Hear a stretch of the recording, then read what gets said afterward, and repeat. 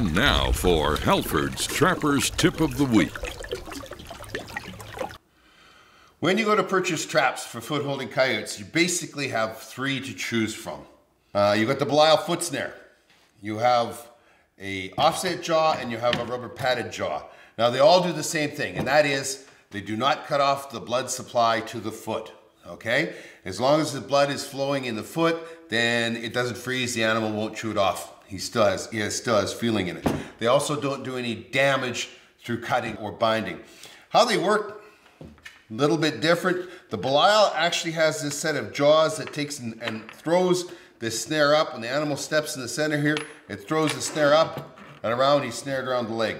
The second one here is called an offset jaw. And by offset jaw, I mean, take a look at this. The offset in there is governed by the treaty, and I think it's got to be a minimum of 12 millimeters. Once again, by not closing tight, it doesn't cut off blood supply, the foot doesn't freeze. It's also very thick. You see this is called a laminated jaw, which means that it's nice and thick, so there's no sharp edges, once again. And the last choice is a rubber padded jaw.